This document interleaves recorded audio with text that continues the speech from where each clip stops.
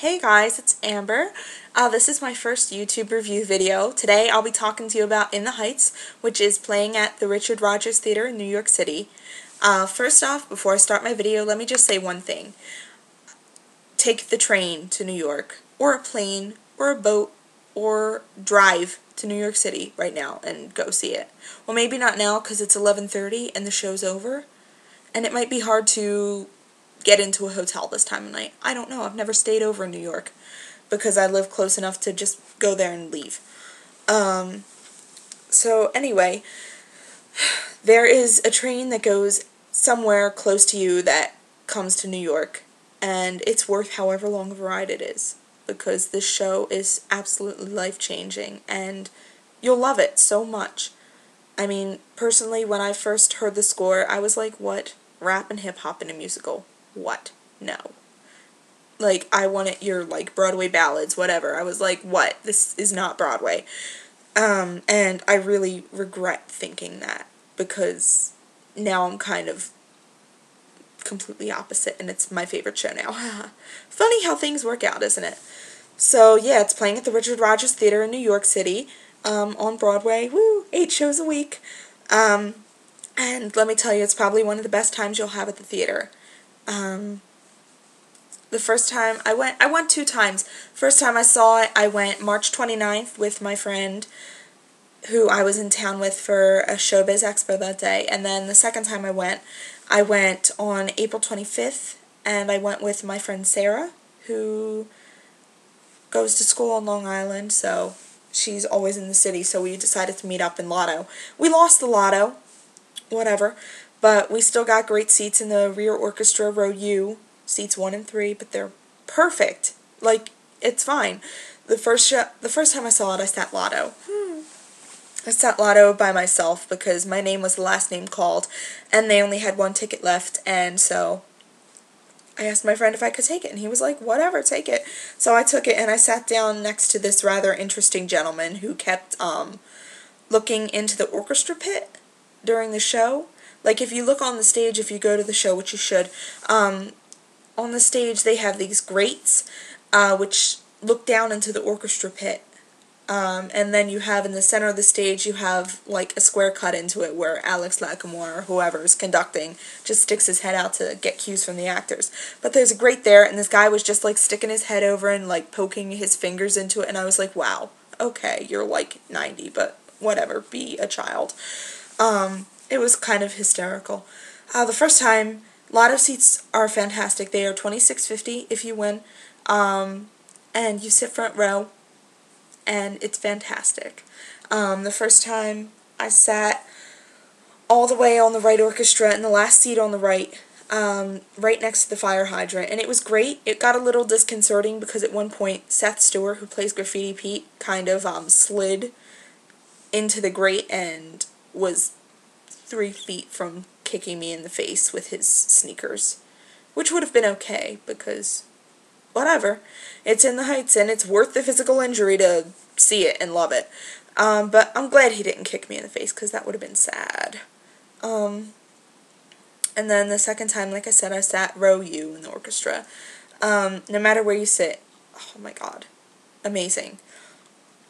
Like, they told me when I got the rear orchestra tickets that I would have the top of the set cut off by the seats where I am. Let me explain about the set. Like, it's like 2 sides almost, and the Washington Bridge is in the middle, the GWB, woo, and it's like this side is the bodega and Daniela's salon, and this side is the Dispatch and Abuela's stoop and some apartments. The stage gets cut off about here, there's the overhang, but none of the action really goes on any higher than this. So you still have that little interspace that you can see. Yeah, and the seats are staggered, so you're not staring at anybody's head during the show, which is fantastic, because I came to pay for a show, not to see the hair of the person in front of me. So, yeah, let's get to the cast first, and then I'm going to talk about stage dooring, because this is probably the sweetest cast you can ever meet at the stage door. They're all so nice. Okay, so both times I saw the show, I saw Javier Munoz as Usnavi, and he's so good. I mean, I'd seen some of Lin-Manuel Miranda's take on the character from TV specials and the Thanksgiving Parade and, like, The View and the Tonys, of course. Javier was completely different. He made Usnavi more integrated into the neighborhood rather than, like, just the role of a storyteller. He really seemed to be part of everything that was going on, which was completely true for Lin as well, as far as I can tell. That rhymed. But Javier just made the character his own. He made him a little more awkward and a little more, like, shy about getting Vanessa to go on a date with him, and it was just really cute. That's what my friend who came with me was saying, that he was, like, really cute. And I agree. He is adorable. Secondly, Mandy Gonzalez is Nina. She's really good.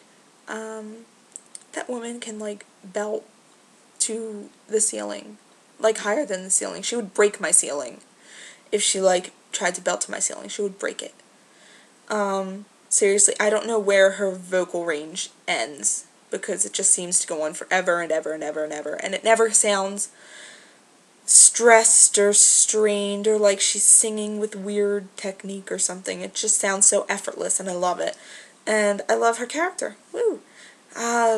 I saw Marcy Harriel as Vanessa. I hope I pronounced her name right. Marcy Harriel as Vanessa.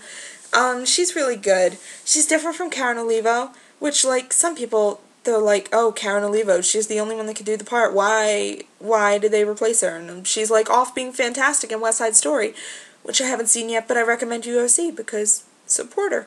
Support Karen Olivo. But Marcy does a really good job with Vanessa as well. She seems to play her a little younger and a little sweeter than Karen did. Her voice is not the same as Karen's. It's not that crazy power belt that Karen has going on, but it still more than holds its own. Like, she has this, I love her. It Won't Be Long Now. It's really pretty. Let's see. What else can I talk about? Chris Jackson. Let's talk about Chris Jackson. He's perfect.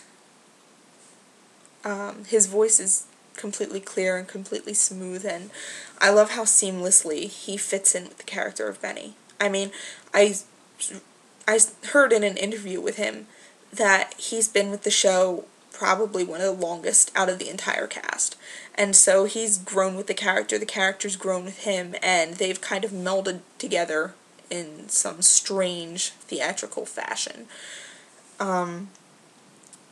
But yeah, he's great. Let me play a sound clip from when he sings, because he's really good. Let me find it.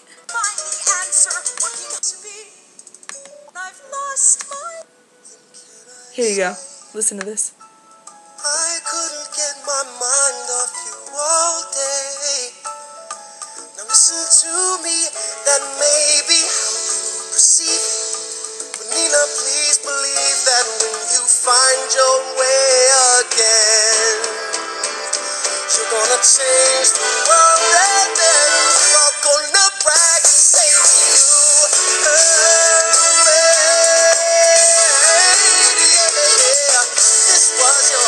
okay, yeah.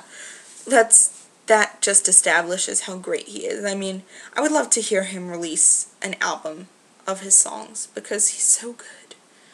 I mean, how could you picture him singing like that smooth R&B that is so wonderful? I could, and I think he should. I mean, I think he should stay as Benny forever, but, you know, side project. Do an R&B album. R&B album. Let's see.